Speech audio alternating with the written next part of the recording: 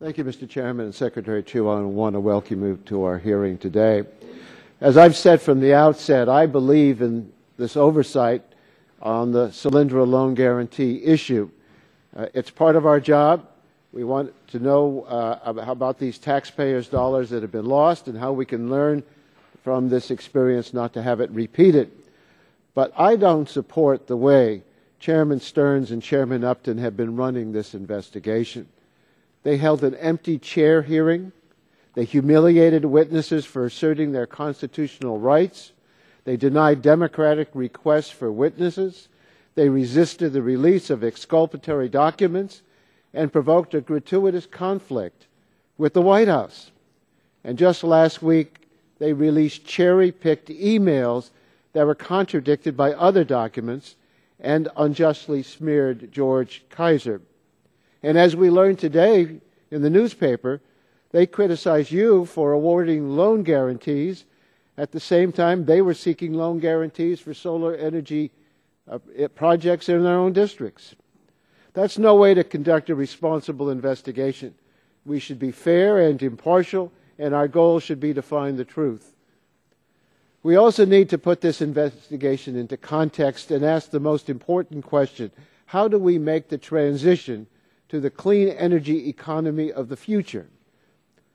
Last week, the International Energy Agency released its World Energy Outlook. While Solyndra's stories made news across the country, there was virtually no coverage of the International Energy Agency's findings. Yet they are far more important to the future of our country and the business of this committee than whether the Department of Energy asked Solyndra to delay announcing a plant closure. The International Energy Agency found, and I quote, "We cannot afford to delay further action to tackle climate change if the long-term target of limiting the global average temperature increase to 2 degrees Celsius is to be achieved. If stringent new action is not forthcoming by 2017, the energy-related infrastructure then in place will generate all the CO2 emissions allowed, leaving no room for additional power plants, factories, and other infrastructure unless they are zero carbon." What this means is that our future depends on developing clean energy. There will be $38 trillion invested in the new energy infrastructure over the next 20 years. Our economic growth, our national security, will be determined by whether we succeed in building these new industries. Our competitors recognize this. China spent $30 billion to subsidize solar energy in the last year alone, and jobs in manufacturing facilities are booming in China as a result. Our chairman of the subcommittee says the answer is to give up. Last month, Mr. Stearns said, and I quote, "The United States can't compete with China to make solar panels and wind turbines." Well, I don't believe in surrender, Mr. Chairman. We can outcompete China, but to succeed we have to reject the anti-science, anti-progress policies of the Republicans in Congress and their oil and coal industry allies.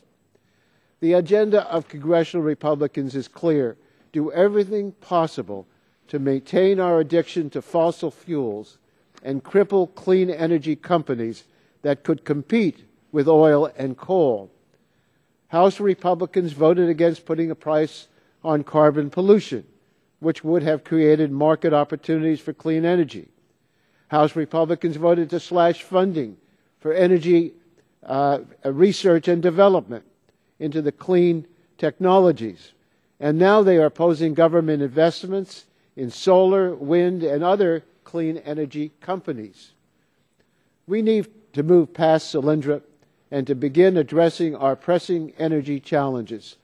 The voluminous records before the committee, and we have received over 186,000 pages of documents from the Department of Energy, over 13,000 pages from the Office of Management and Budget, over 1,000 pages from the White House, nearly 200 pages of documents from the Treasury.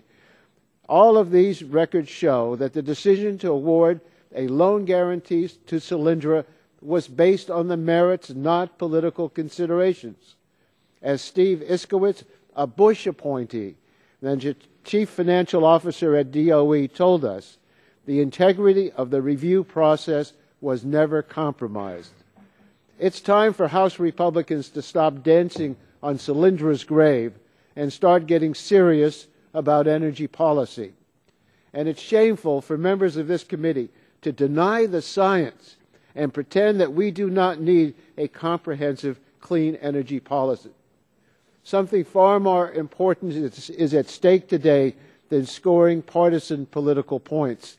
The future of our economy and the health of our planet will be at risk until we find a way to come together and enact policies that stop weather-changing carbon pollution and make our nation the world leader in clean energy. Thank you, Mr. Chairman.